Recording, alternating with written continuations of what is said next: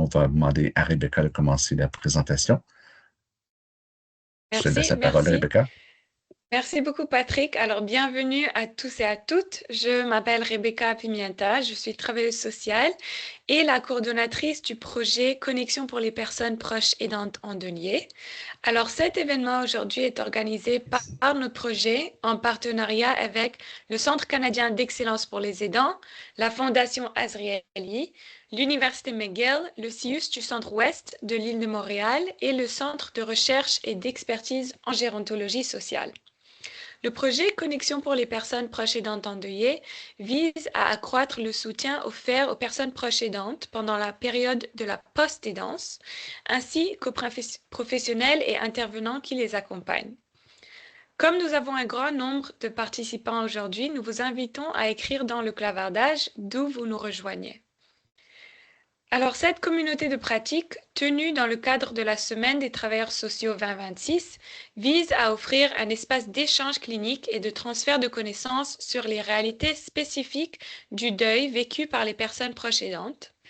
Et l'objectif principal est de sensibiliser les intervenants, particulièrement les travailleurs sociaux, aux formes de deuil complexes qui sont liées à la proche aidance et de renforcer les capacités d'accompagnement. Nous souhaitons également reconnaître que Connexion pour les personnes proches aidantes endeuillées travaille sur des terres non cédées qui ont traditionnellement servi de lieu de rencontre et d'échange entre différents peuples autochtones. Ils sont reconnus comme les gardiens traditionnels des terres et des eaux sur lesquelles nous nous situons.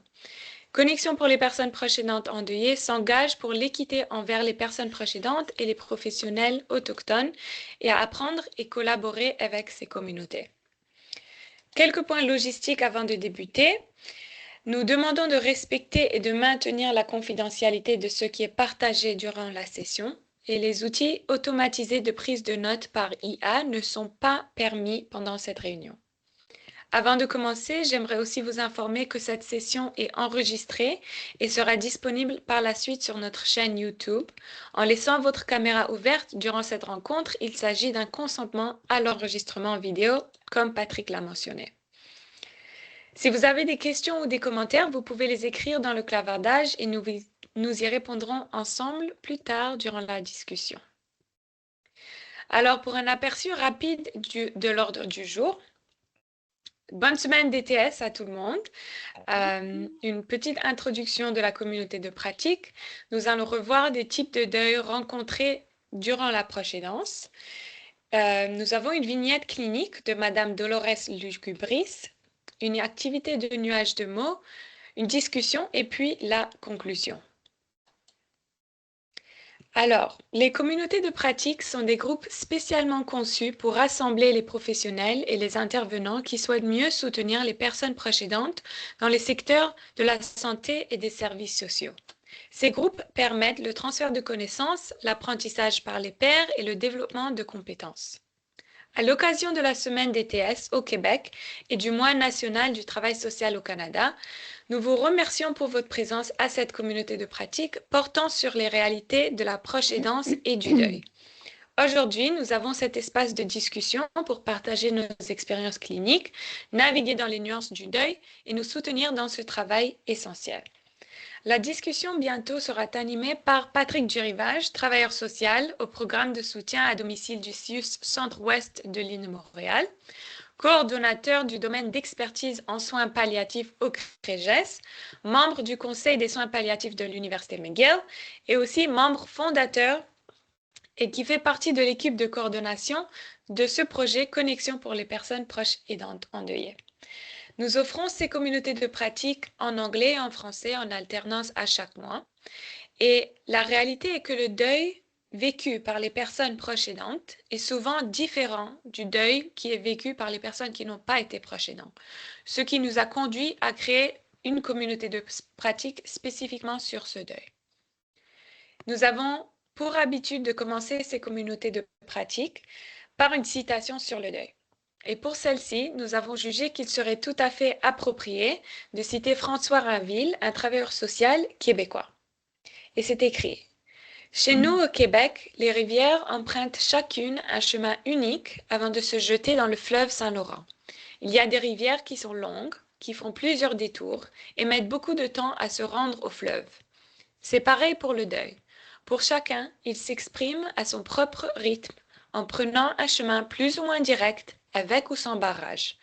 Mais toutes les rivières se rendent à la même place, rejoignant éventuellement le fleuve. Le fleuve, c'est un peu comme un point commun qu'on a lorsqu'on est endeuillé. C'est le nouveau cours d'eau qu'on n'a pas le choix d'apprendre à naviguer sans la personne qu'on aime. C'est la vie qui continue, mais qui est différente. Alors, Monsieur Rainville travaille à la maison Michel Sarrazin et a écrit un magnifique ouvrage intitulé Le deuil illustré, qui a d'ailleurs été adapté en une série de vidéos en collaboration avec l'Appui pour les proches aidants. Nous vous encourageons vivement à le découvrir. Le livre en version papier comprend des outils spécifiques pour des intervenants et une version gratuite en format PDF est disponible en ligne ou sur le site web de l'Appui. Pour les types de deuil rencontrés dans la proche aidance, il y en a plusieurs. Le pré-deuil est envisagé comme un processus adaptatif de préparation à la mort d'un être aimé, grâce auquel la personne s'accoutume progressivement à ses perspectives de séparation et de perte irrémédiable. Et le deuil anticipé se caractérise par l'apparition de toutes les manifestations résultant d'un travail de deuil, mais avant la perte réelle. Le deuil de la personne est vécu comme si la mort s'était produite, mais il n'en est rien. Il en résulte un détachement, un désinvestissement, comme si l'amour disparaissait entièrement avec l'idée de la perte. Il y a aussi le deuil blanc. Alors, face aux changements inhérents à des troubles neurocognitifs, comme les pertes de mémoire, des changements de caractère, des pertes d'autonomie, etc., les proches peuvent vivre le deuil de la personne malade qui s'efface progressivement tout en étant toujours en vie. Ce deuil peut aussi être appelé ambigu. Et le deuil post-mortem, c'est la phase de la post-aidance. Le deuil vient du mot latin dolor, qui signifie douleur, et qu'il peut être défini comme l'ensemble des réactions et des émotions vécues à la suite de la perte d'une personne proche. Nous avons maintenant une vignette clinique et la vignette clinique de Madame Dolores Lugubris sera dédiée à la trajectoire de la proche aidance de l'épouse de Monsieur Lugubris. Nous pourrions avoir un atelier en soi juste sur la réalité de son époux, mais aujourd'hui, nous discuterons du deuil de la personne proche aidante. Alors, je vais lire la vignette à haute voix et nous partagerons un document ou une image dans le clavardage contenant l'intégralité du récit, si vous souhaitez le suivre.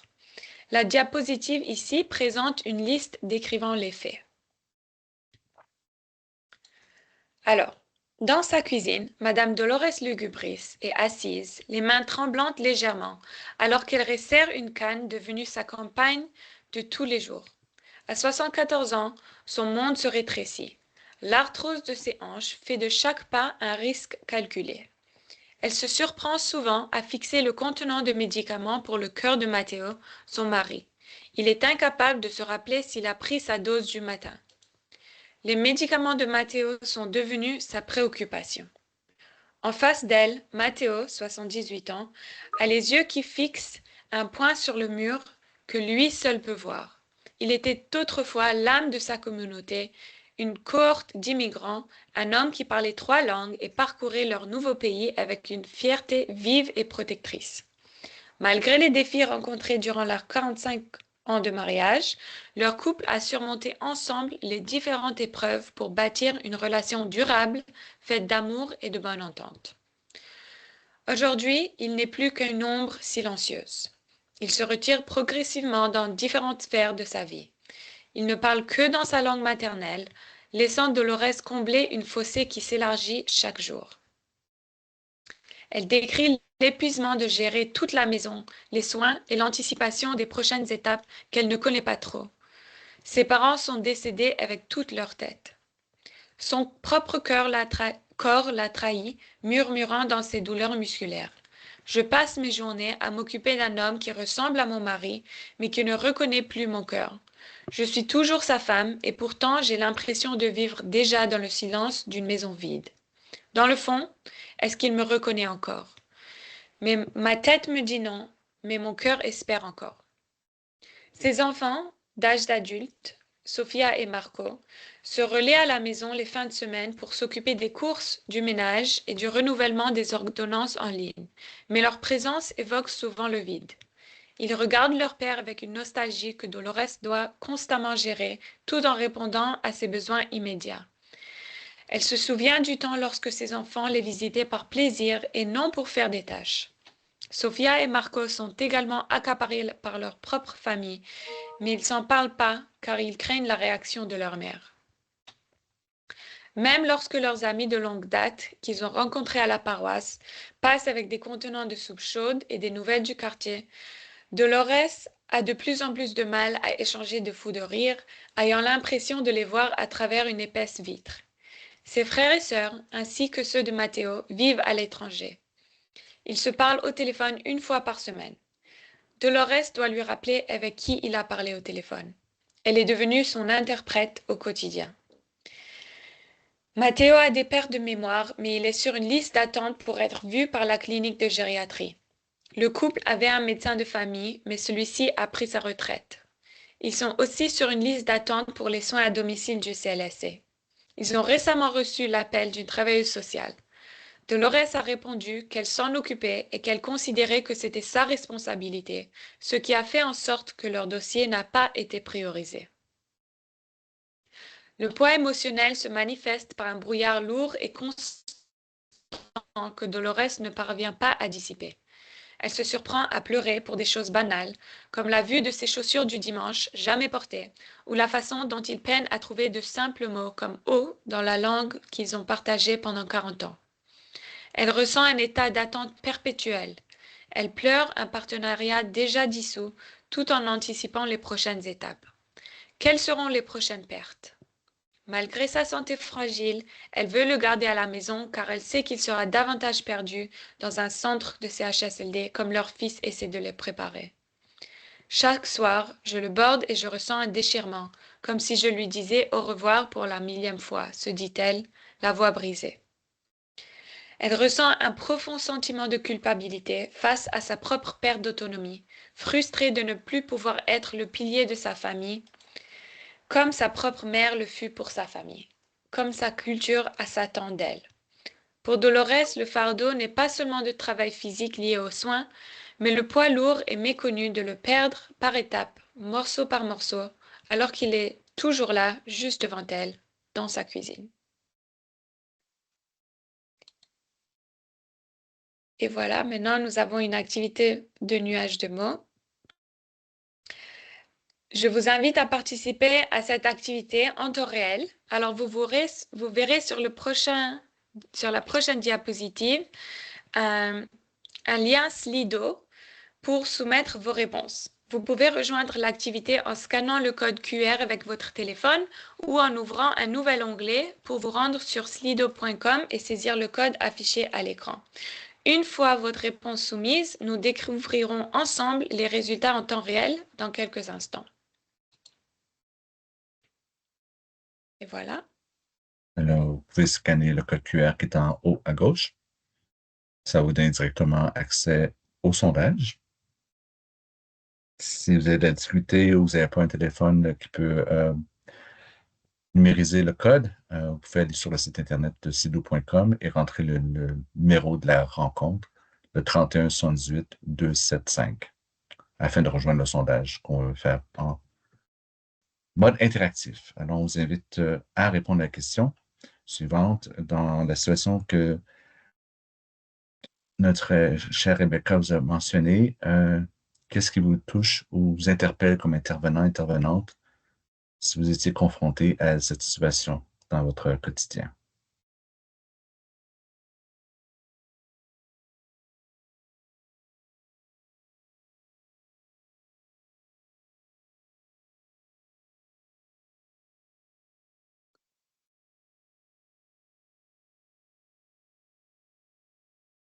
On va attendre encore quelques minutes. Je vois qu'il y a plusieurs personnes qui sont en train de taper des réponses.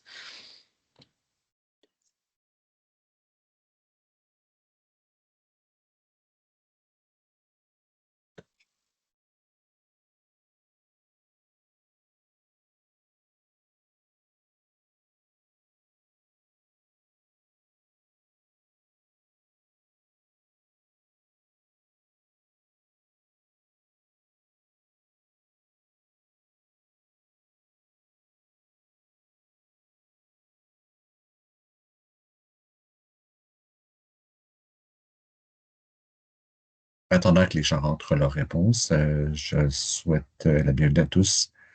Et en regardant la liste des participants et participantes qui se sont joints à nous, nous avons le plaisir de vous annoncer qu'il y a différentes personnes de différentes régions à travers le Québec et même une certaine collègue de la France qui s'est joint à nous, ainsi que des gens de la région de Montréal et de différentes régions du Québec. Donc, on apprécie votre participation et votre présence aujourd'hui face à ce sujet qui nous interpelle tous. On voit déjà qu'il y a 21 personnes qui ont répondu et encore 4 qui sont en train de soumettre des réponses. C'est bien de la technologie quand ça fonctionne. Oui. Et que l'Internet fonctionne aussi, que le Wi-Fi. Mhm. Et pour ceux qui n'ont pas accès à Sido ou qui ont d'autres problèmes technologiques, vous pouvez toujours utiliser le clavardage pour mettre vos réponses et je les transpose par la suite sur la plateforme Slido. Donc, différentes façons de participer.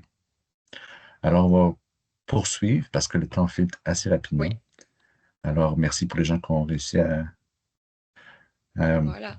on voit tout l'ensemble des réponses. Donc, oui, en effet. Donc, au cœur du sujet, bon, on voit la détresse, la solitude de madame, Mhm. les différents services qui sont mis en place et aussi la résonance que madame ressent sur les différentes pertes de son mari, mais aussi ses différentes pertes d'autonomie à elle aussi, en tant que proche aidante et une personne qui accompagne une personne avec un trouble neurocognitif.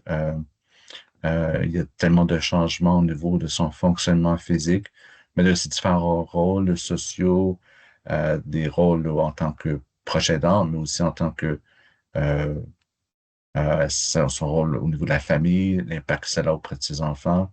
On voit tous ces mots-là qui résonnent justement une réalité qui est beaucoup plus complexe que juste la réalité de la personne proche aidante, mais qui est un peu interreliée avec tout son rôle de personne proche aidante aussi. Oui, il y a des barrières de langue. Il y a aussi possiblement des interactions et des impacts au niveau culturel qui fait en sorte que elle peut vivre sa situation en décalage, ce qui peut créer davantage d'isolement.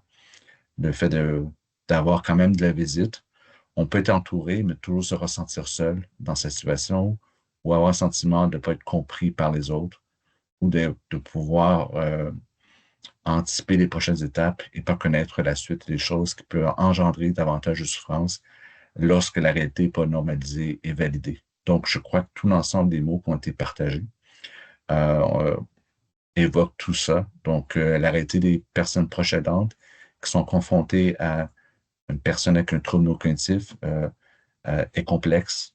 Parfois, les proches se sentent à l'aise d'en discuter. Parfois, au contraire, ils préfèrent garder la situation pour elles ou pour eux pour pas engendrer davantage de fardeau pour les proches, leurs enfants, mais aussi de pouvoir selon sa perspective, que ça le disait aussi au niveau culturel, c'est elle qui doit être le pilier de la famille. C'est elle qui doit garder tout ça en place.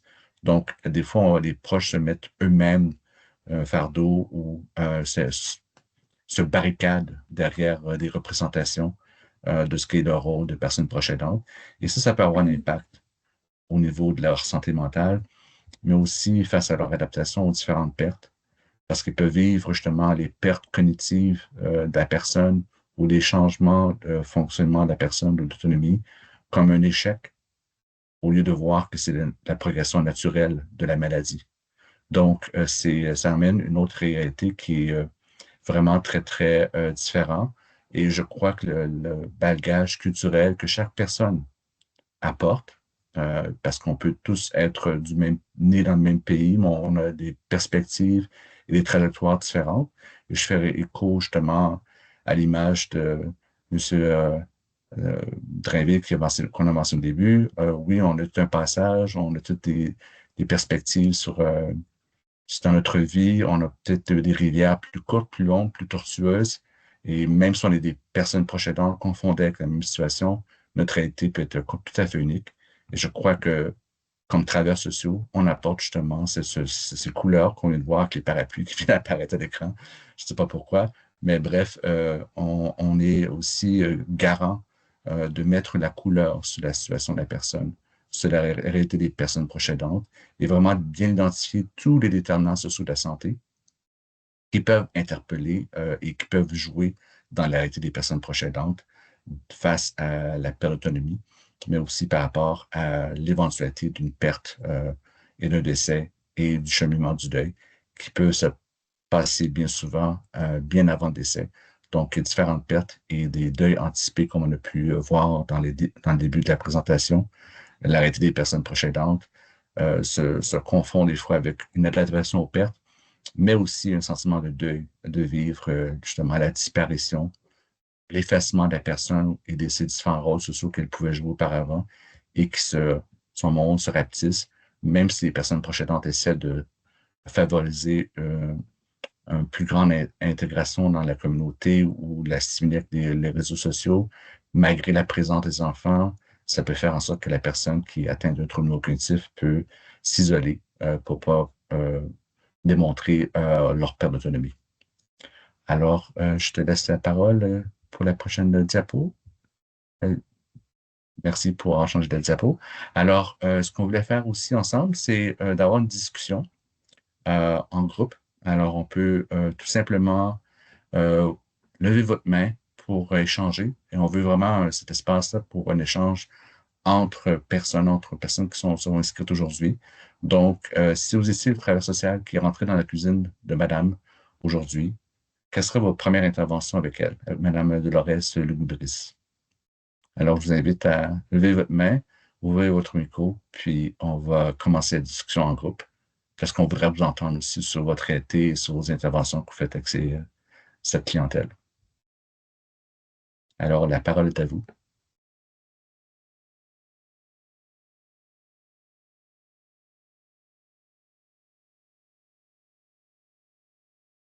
Soyez pas gênés, il n'y a pas de mauvaise réponse.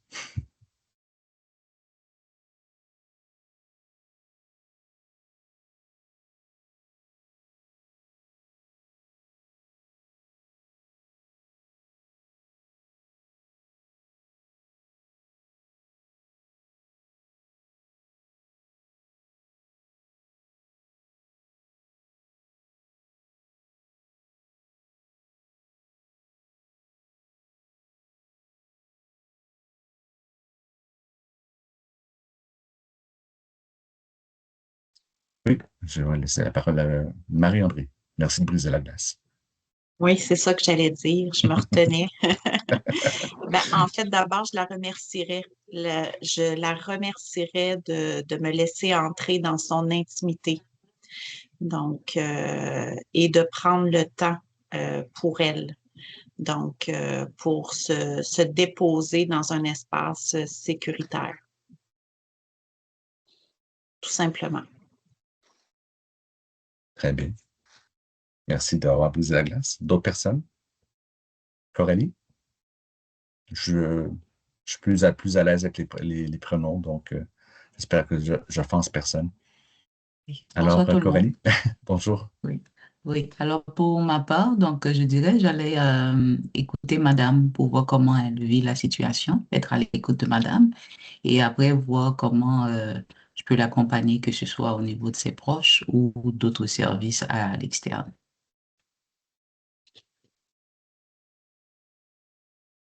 Donc, tu remets du pouvoir sur ce qu'elle veut avoir comme accompagnement. C'est ça. Oui, OK. Merci. Merci beaucoup. Et parfois, les proches apprécient qu'on leur donne des ressources sur ce qui est disponible dans la communauté, mais aussi de pouvoir leur permettre d'ouvrir sur quelles sont les ressources qu'ils ont en place et qu'ils souhaiteraient mobiliser. Et parfois, c'est juste une approche motivationnelle de dire oui, vous pouvez parler avec vos proches, oui, vous pouvez parler avec votre réseau social. Et si ça ne fonctionne pas, on peut vous mettre en lien avec d'autres personnes proches aidantes qui vivent la même situation, ou on peut aussi juste discuter ensemble de l'impact que ça a, afin d'établir une relation de confiance pour pouvoir avoir des fois juste de remettre une liste de ressources suite à la première rencontre. Donc, ça peut aussi aider à avoir une relation de confiance entre vous et elle pour pouvoir ouvrir sur d'autres dimensions que des fois, on ne peut pas toujours porter lors des premières rencontres. Alors, Édouard, prochain en liste. Oui, donc moi je lui demanderais si elle avait d'abord si elle avait des questions pour moi, si elle voulait me parler de quelque chose qu'elle avait en tête là, pas seulement sur son sujet maintenant, mais genre juste sur quelque chose qui passe par la tête, qu'elle voudrait discuter avec quelqu'un en confiance et créer un lien comme ça. Oui. Merci. Ça rejoint le propos justement de Daniel qui disait dans le chat, dans le clavardage, prendrait le temps de l'écouter, de créer le lien. Oui, ça c'est très apprécié par les proches, justement, de pouvoir avoir une confiance sur la situation dans laquelle ils vivent et créer cet espace de confiance, justement, pour dire on va aborder un peu votre sujet, on va apprendre à vous connaître et qu'on peut se revoir et continuer la discussion à un autre moment.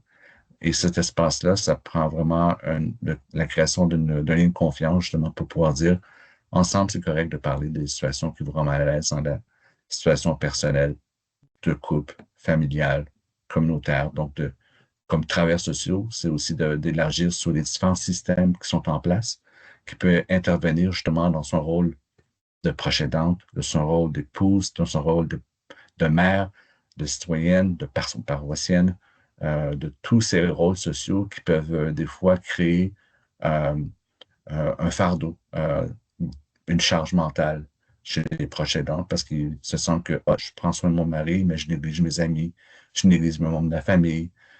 Quand ma famille vient nous visiter, ben, c'est plus la même type de relation qu'on a. Ils viennent seulement faire des courses pour nous. Ils sont présents, mais je les sens débordés.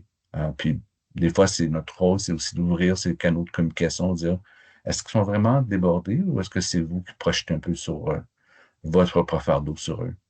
Donc, d'avoir justement un regard sur ces différentes facettes qui peut aussi aider à la santé mentale des proches aidantes. J'aime bien justement de garder en tête justement les différents rôles et préoccupations des proches. Est-ce qu'il y a d'autres éléments que vous aimeriez aborder?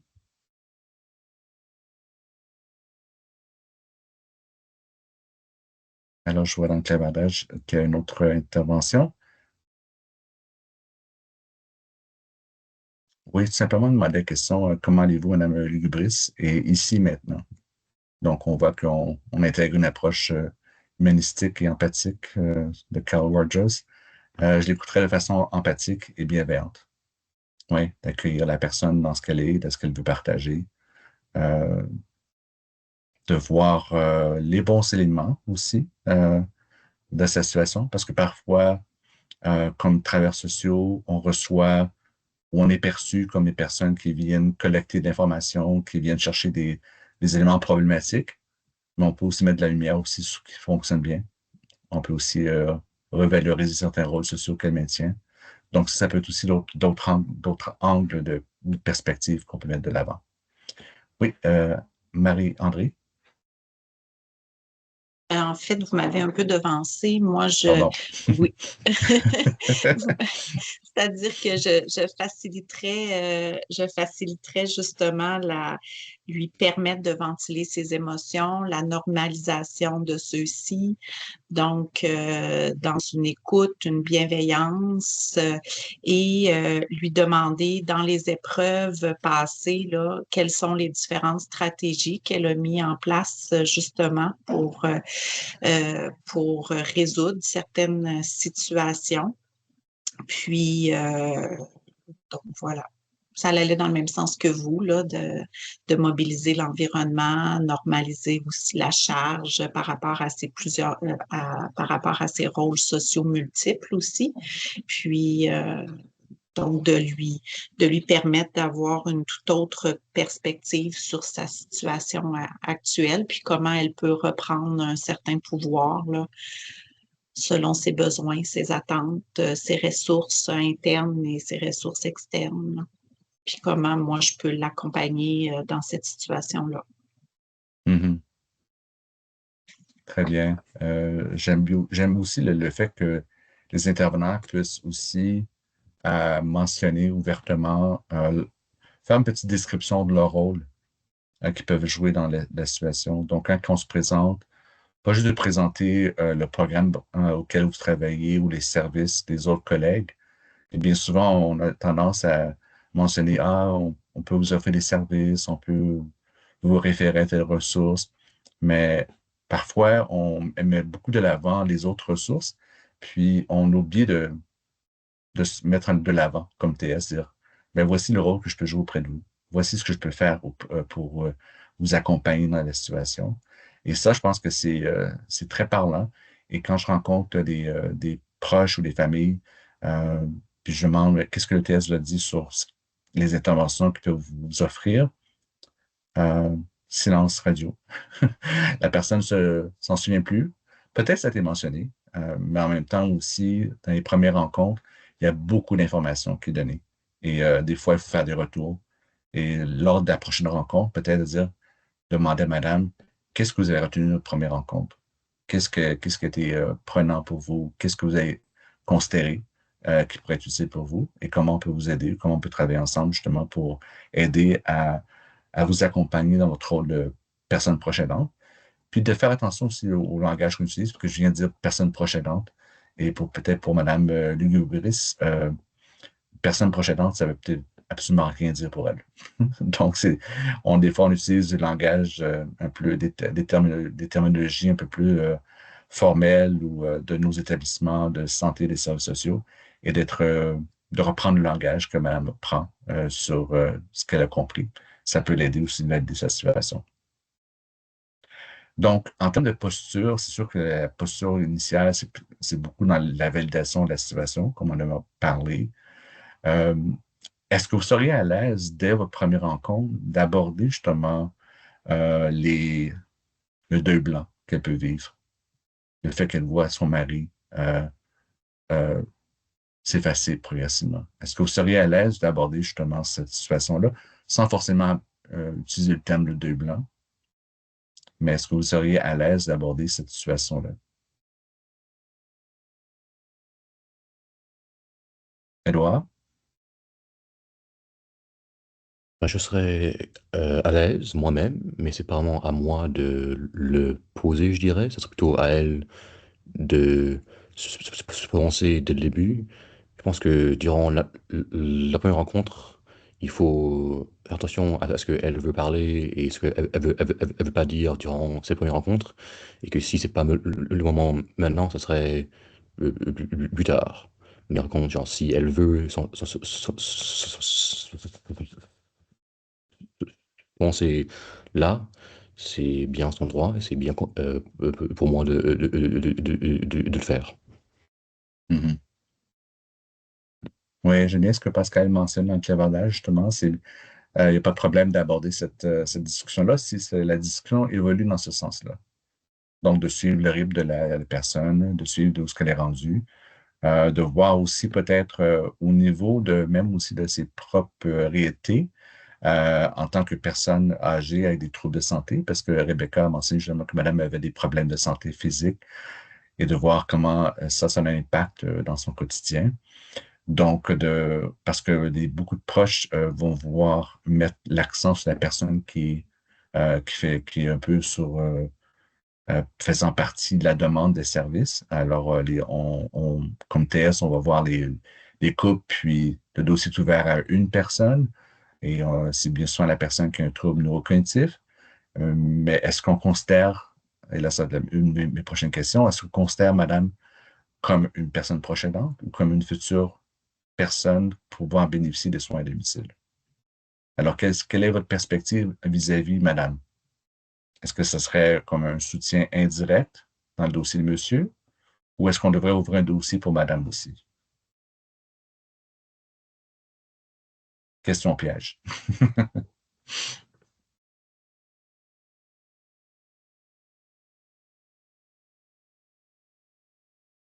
Alors, certaines personnes mentionnent dans le clavardage les deux, de considérer les deux. Je suis sûr qu'au niveau déontologique, si madame aborde ses problématiques personnelles et plus personnelles, il faudrait ouvrir un dossier parce qu'on ne peut pas forcément documenter sa situation personnelle dans le dossier de monsieur. Donc, il y a la nécessité d'ouvrir un deuxième dossier. Alors, certaines autres personnes, je pense que les deux ont besoin d'aide. En effet, les deux ont besoin d'aide. Et on voit beaucoup d'interactions dans le clavardage qui mentionnent justement que les deux ont besoin d'un soutien puis d'un accompagnement. Donc, au niveau de votre organisation, vous verrez si deux dossiers doivent être ouverts. Mais en soutien à domicile, il y a des procédures qui sont mises en place et on verra ça plus tard dans la présentation. C'est quoi le chemin clinique qui nous amène à ouvrir un dossier pour une personne proche aidante? Il y a une politique au Québec qui a été mise en place suite à justement la loi sur la reconnaissance des personnes proches aidantes au Québec et le plan d'action qui devrait être déployé dans les prochaines années, justement, d'accompagner des proches pour faire un suivi auprès des personnes proches aidantes. Donc, on va passer à la prochaine diapo parce que le temps file rapidement. Alors, je vais juste, pardonnez-moi, je vais mettre ça dans votre pratique professionnelle. Quels sont vos outils que vous utilisez pour augmenter la littératie sur le deuil? Donc, on a le concept de littératie de la santé. C'est de la compréhension que la personne a de sa santé, mais aussi la littératie sur le deuil, c'est un peu une définition qu'on lui donne pour aujourd'hui, c'est vraiment d'ouvrir et d'avoir une appréciation sur la connaissance de madame par rapport à ses enjeux sur le deuil. Donc, on aurait pu aussi avoir une question, quand on a préparé la présentation, on s'est posé la question, est-ce qu'on regarde justement davantage l'impact du rôle de la proche aidante chez madame? Est-ce qu'on se questionne ou est-ce qu'on explore avec madame justement quels sont les impacts d'être une personne proche aidante dans son quotidien et qu'est-ce qui lui crée du fardeau? Parce qu'il y a beaucoup de personnes proches aidantes, ils ne se reconnaissent pas comme une personne proche aidante. Madame, peut-être, va se dire, mais non, je ne suis pas une proche aidante, je suis son épouse. Puis c'est normal de voir mon mari et d'en prendre soin. On s'est mariés pour le pire et pour le meilleur. J'aime bien ce que Mimi mentionne dans le chat, dans le clavardage, c'est proche aimante. Donc, oui, pour certains, c'est la façon qu'ils vont se définir. Je ne sais pas pour Mme Luguris comment elle se définirait, mais c'est une perspective qu'on doit aussi prendre en compte. Comment Madame se perçoit dans son accompagnement auprès de Monsieur? Est-ce qu'elle se comprend, est-ce qu'elle se définit comme une épouse, comme une proche, comme une personne qui a la charge ou la mère de la famille ou la personne aimante ou puis comment elle vit justement l'impact de la maladie par rapport à ce rôle-là. Peu importe le rôle qu'elle se définit. Si madame se dit non, non, je suis son épouse, alors on reprend son terme, vous êtes son épouse et comment la maladie, le trouble neurocognitif affecte votre relation comme épouse.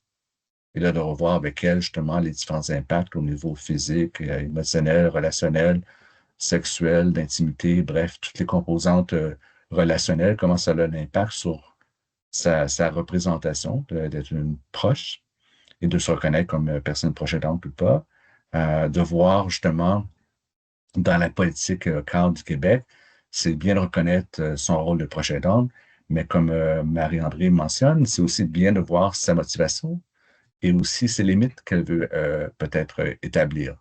Peut-être pas lors de la première rencontre, mais peut-être lors des prochaines rencontres, de dire on doit pouvoir vous permettre de vous définir comme dans votre rôle de personne proche aidante, mais aussi de reconnaître vos limites.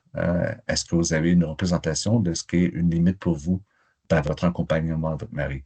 Et ça, des fois, c'est un peu difficile à aborder parce que beaucoup de personnes vont dire non, non, je suis son épouse, je vais être là avec lui jusqu'à la fin.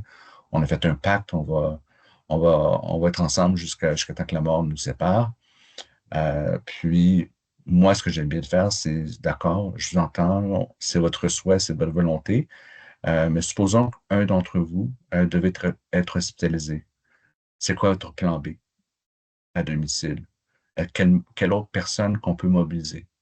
Alors, vous prenez soin de votre mari, mais qui prend soin de vous en retour?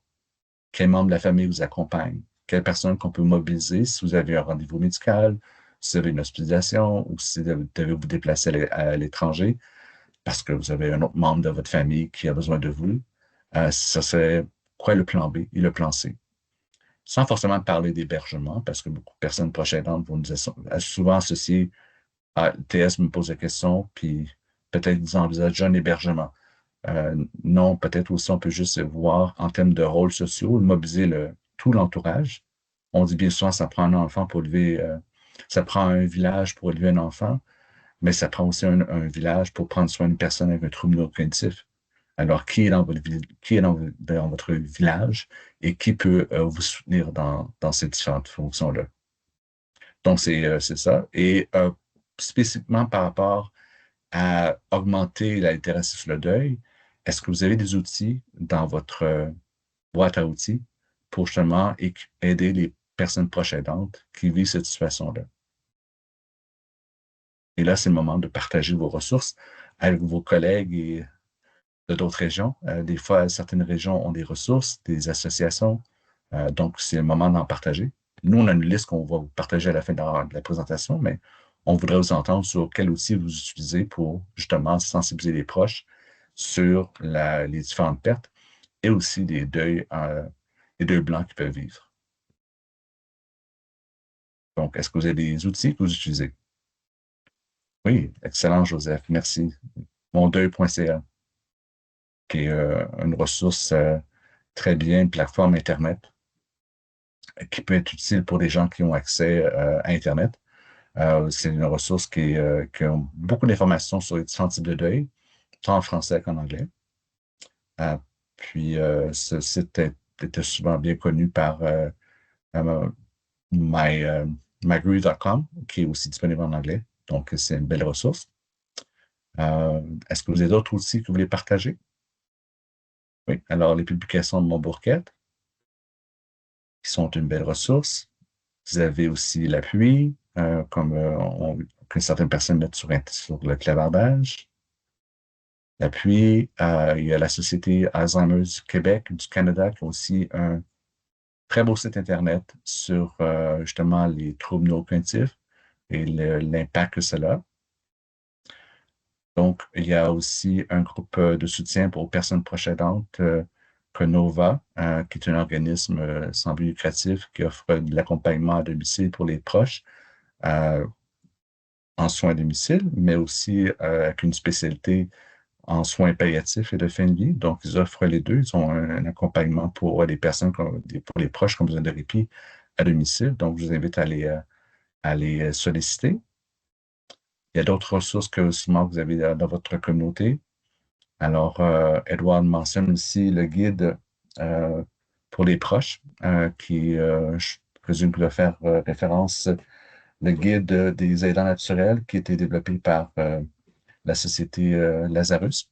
Donc, si vous faites une petite recherche Google, vous pouvez le télécharger. C'est un guide qui est pour les personnes qui sont en fin de vie. Alors, c'est un guide pour les proches qui a été conçu en français et en anglais et qui est téléchargeable en PDF si vous voulez avoir cette ressource. Vous avez aussi la ressource Gazo qui a vraiment une grosse liste de ressources. Vous avez qui ont un groupe de soutien pour les personnes proches aidantes endeuillées. Et aussi, il y a d'autres organismes qui s'occupent de la proche aidance, donc l'appui, Albatros. Il y a aussi il y a différents organismes qui sont plus spécifiques dans vos différentes réalités, différentes régions. Puis, dans le cas de doute, rien ne vous empêche de solliciter des intervenants qui travaillent au 811 Info Social, qui peut aussi vous donner des ressources de proximité. Alors, pour les gens qui habitent le Québec, le 811 permet justement de pouvoir accéder à la liste de ressources. Et il y a aussi le 311 qui permet d'avoir accès aux ressources communautaires pour les proches aidants qui sont dans telle localité. Donc, c'est des ressources qui sont vraiment très bien et d'offrir un accompagnement par soit les membres du personnel du CDC, des organismes communautaires, des associations religieuses. Madame Dolores a accès à des ressources à même sa communauté. Elle fait partie d'une paroisse. Donc, parfois, certaines églises, paroisses ont des ressources de bénévolat qu'il faut parfois solliciter, puis même ouvrir la perspective. Pour certaines personnes, vont dire non, non, ma réalité personnelle reste confidentielle. Je ne veux pas qu'on partage ça avec mes amis ou les gens de ma paroisse. Donc, c'est quelque chose à discuter avec madame, justement, quelles ressources qu'elle veut avoir.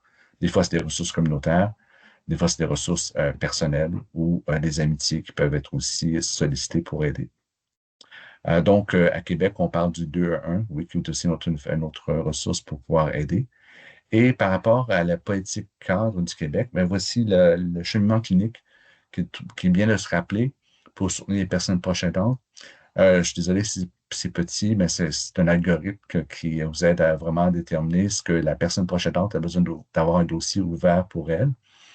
En cas de oui, si elle a des besoins identifiés, alors les démarches, c'est de pouvoir évaluer ses besoins et de voir quelles ressources qui pourraient être utiles. Alors, est-ce que la personne présente des facteurs de risque importants et qu'elle n'exprime pas les besoins?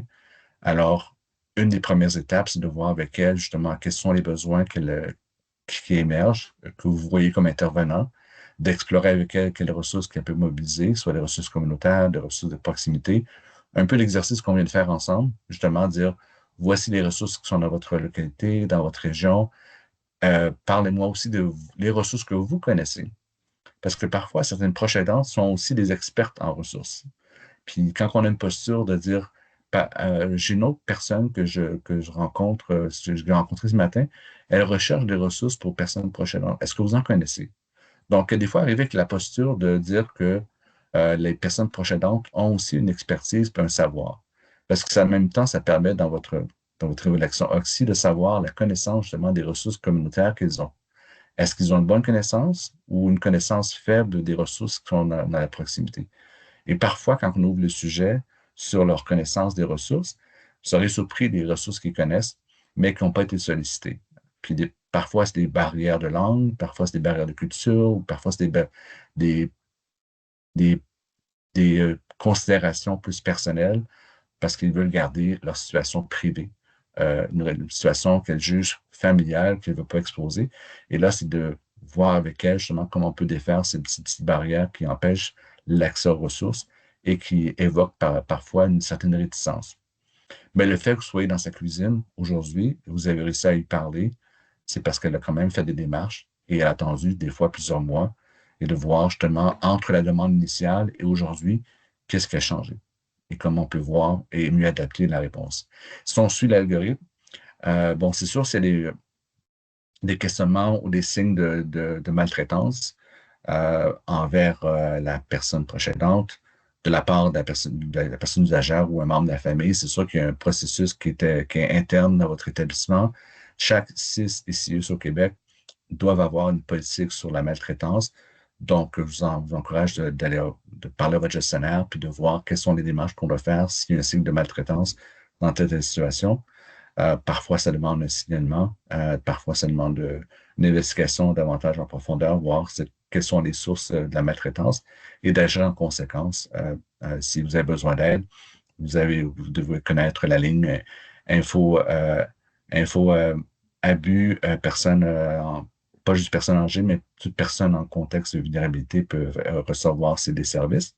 Et si la personne proche aidante dit non, je suis correct, je n'ai pas de souci, mais vous avez un souci pour la suite des choses, rien ne vous empêche de continuer à faire une intervention ou un accompagnement d'une façon indirecte. Et vous avez une statistique pour le soutien à domicile, c'est le 7710, qui mobilise la personne proche aidante et la soutenir d'une façon indirecte dans le dossier de l'usager. Donc, ça c'est une perspective sans création de dossier. Et en numéro 3, si vous devez orienter la personne proche aidante pour pouvoir avoir un dossier pour elle, alors vous devez déterminer, est-ce que madame a des problèmes de santé physique? Si oui, peut-être qu'elle a besoin d'un dossier ouvert en soutien à domicile. Sinon, peut-être la référer aux services généraux du CLSC pour qu'elle puisse voir un autre intervenant qui n'est pas impliqué dans la situation. Puis parfois aussi de voir au niveau relationnel entre le couple, est-ce qu'il y a une situation de violence, d'abus entre conjoints qui ferait en sorte que vous seriez en une posture un peu déontologique de représenter les deux personnes. Donc, parfois, ça nécessite d'avoir 2 intervenants dans le dossier. Et ça, c'est quelque chose que vous devez discuter avec votre superviseur, voir, voici la situation de monsieur, madame, voici la situation avant que monsieur devienne malade, quelle était la relation antérieure et quelle est la situation maintenant aujourd'hui avec le trouble neurocognitif. Est-ce qu'il y a des comportements qui font en sorte que, euh, qui font en sorte que la situation pour l'approche est trop demandante et madame, elle a besoin d'un soutien. Donc, si elle a besoin d'un soutien personnel, c'est une nécessité d'ouvrir un dossier. Il s'agit de voir si elle peut se rendre aux services généraux. Mais avec la description de madame que Rebecca a fait au début, je crois que madame pourrait bénéficier d'elle-même d'un dossier en soutien à domicile. Donc, ça, c'est le cheminement clinique. Au niveau des ressources, merci Rebecca de poursuivre parce que le temps passe rapidement. Alors, pour les ressources pour les personnes proches aidantes, on a vu l'outil de la maison Michel Sarrazin au début avec les belles illustrations sur le deuil. Vous avez aussi d'autres lignes d'écoute et de soutien pour les personnes endeuillées. Personnellement, j'aime bien aussi l'outil de Biblio Aidant, qui est l'image que vous voyez en haut à droite. Alors, si vous faites une petite recherche Google Biblio Santé, vous avez des organismes, ce sont des personnes qui font des recherches, donc des bibliothécaires qui font des recherches sur des ressources. Et à même ce document-là, vous allez trouver une pléthore de ressources pour les personnes proches aidantes. Ils ont beaucoup de ressources, tant au niveau vidéo que des livres que les personnes peuvent aller chercher à la bibliothèque. Donc, vous allez voir que dans ce document-là, il y a beaucoup d'informations pour justement augmenter l'intérêt sur le deuil pour les personnes qui sont confrontées à cette situation-là. Et comme on le sait avec le modèle de santé publique de Ayoun, c'est pas toutes les personnes qui sont endeuillées qui vont aller solliciter de l'aide professionnelle. Parfois, certaines personnes proches aidantes peuvent juste vouloir avoir de l'aide sur le deuil et sur leur réalité de proche aidante et valider leur réalité. Et pour certaines proches, ça permet de se sentir accompagné, justement, d'avoir de l'information, soit écrite, verbale, communicationnelle, peu importe. Donc, ces ressources-là sont vraiment très, très bien faites pour aider les personnes qui sont confrontées à un deuil. Quelque chose que notre projet de recherche a aussi tablé, c'est de reconnaître que les personnes proches aidantes qui sont dans une relation d'aide peuvent être confrontées à plusieurs autres types de deuil. Donc, c'est pas juste des deuils par rapport à la personne qui les accompagne, mais parfois, ils ont d'autres membres de la famille qu'ils ont perdus et peuvent vivre des deuils qu'on appelle deuil confirmed grief, donc des deuils qui sont vraiment confondants. Donc, puis ils peuvent vivre plusieurs types de deuil en même temps et faire en sorte que la situation est plus difficile pour eux et elles de vivre. C'est sûr qu'il y a d'autres ressources qu'on a mentionnées. On a vu d'autres ressources. Si vous voulez chercher une information aussi sur la réalité des personnes proches aidantes endeuillées, notre projet qui s'appelle Connexion pour les personnes proches aidantes endeuillées, on a des ressources sur notre site Internet que vous allez pouvoir trouver aussi notre présentation d'aujourd'hui, ainsi que les autres qui ont été effectuées à travers l'année. Prochaine diapo, c'est parce que le temps nous file rapidement. Alors, en termes de conclusion, ce qu'on voulait vous mentionner justement, que votre rôle comme travailleur social, peu importe dans le milieu de pratique que vous êtes, c'est de reconnaître la personne dans son unicité, de prendre en considération tous les éléments, tous les systèmes qui sont en compte. Et là, aujourd'hui, on n'a pas eu le temps de parler justement à l'approche systémique avec la perspective macro du deuil chez les personnes proches aidantes, mais aussi dans la société dans laquelle on vit, dans le contexte de guerre, dans le contexte socio-géopolitique dans lequel on vit. Ça peut être difficile de parler de son propre deuil parce que tout le monde parle de d'autres situations de guerre. Donc, c'est sûr que ça peut influencer aussi la perspective des proches. Qui suis-je pour parler de mon deuil quand que tellement d'autres personnes pleurent, des gens qui décèdent? Donc, des fois, le contexte géopolitique, oui, on parle beaucoup de Trump. Là, je présume qu'à domicile, vous devez avoir discussion sur ce président ou d'autres situations géopolitiques. Mais il faut se retenir que la personne proche aidante vit aussi différents deuils qui étaient difficiles parfois à exprimer et même à mettre de l'avant. Parce que les proches ont bien souvent beaucoup plus d'attention sur l'arrêté de la personne qui est aidée. Donc, Mme Dolores va peut-être parler beaucoup plus de son mari qu'elle va parler d'elle-même.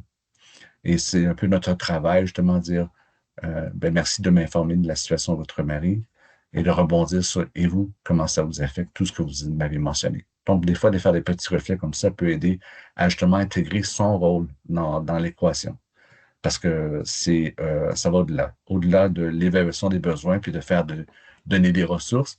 Parce que pour plusieurs personnes proches aidantes, ils n'ont pas d'énergie pour activer ces ressources que vous avez données.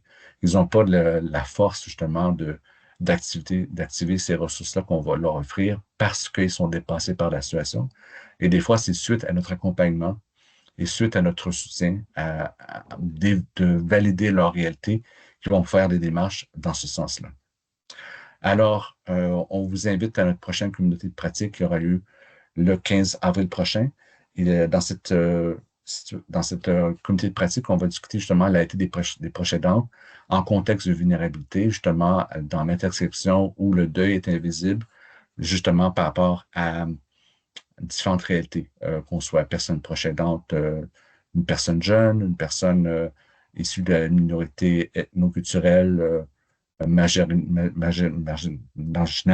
ou qu'on ne discute pas beaucoup. Donc, comment on peut faire pour rejoindre ces personnes qui on peut vivre une situation qui les rend invisibles aux yeux des autres. Donc, je vous invite à participer à cette rencontre qui aura lieu en français, mais on peut vous répondre en français ou en anglais. La plupart des panélistes sont à l'aise à parler des deux langues, donc on vous invite à venir, mais la présentation sera en anglais majoritairement. Et Rebecca vous invite à remplir le sondage qui est dans le clavardage. Si vous n'avez pas le temps de le numériser, cliquez sur le lien dans le clavardage pour le formulaire. Et ça nous aide à vraiment développer d'autres comités de pratique en fonction de vos besoins, de votre réalité. On a commandé du Salvatore et là, on a des nouvelles pizzas qui sont des nouveautés sur le menu. Désolé pour cet entretien-là. Donc, je vous invite à vraiment partager votre rencontre avec d'autres personnes, d'autres intervenants, si ça vous a aidé. Et on est aussi ouvert à faire des rencontres avec des membres d'équipe. Donc, Rebecca organise beaucoup de rencontres avec des membres d'équipe. Donc, on fait des rencontres plus personnalisées en fonction de votre contexte de travail. On a fait des rencontres auprès d'associations, auprès de groupes de soutien à domicile, en centre d'hébergement, en maison de soins palliatifs. Même, on a fait plusieurs types de rencontres spécifiques en fonction de votre réalité, puis on est très flexible pour adapter notre contenu à votre réalité pour pouvoir mettre de l'avant la réalité des proches aidantes tout le long du continuum. C'est sûr qu'on travaille beaucoup sur le deuil et le deuil post-mortem, mais on voit très bien que dans l'accompagnement qu'on fait auprès des personnes proches aidantes, le manque de soutien qu'ils ont eu lors de la trajectoire de maladie et lors de l'accompagnement fait écho justement qu'on doit aussi aborder la réalité des proches aidantes avant le décès. Et même s'ils sont suivis par des équipes de soins, parfois, le sentiment qu'ils ont été très peu accompagnés, ça émerge beaucoup dans nos rencontres qu'on a avec eux. Donc, je vous remercie beaucoup de votre présence aujourd'hui. Je vous souhaite une bonne semaine de travailleurs sociaux. Dans le contexte dans lequel on est, c'est pas toujours évident. Lâchez pas votre travail, lâchez pas votre attention que vous portez aux personnes proches aidantes pour rendre leur situation unique et personnelle. C'est fortement apprécié et votre impact dure longuement, même après que le dossier soit fermé. Les proches et les familles se souviennent de vous et continuez votre bon travail. Et on vous remercie pour votre présence et votre participation aujourd'hui. Merci beaucoup tout le monde. Au revoir.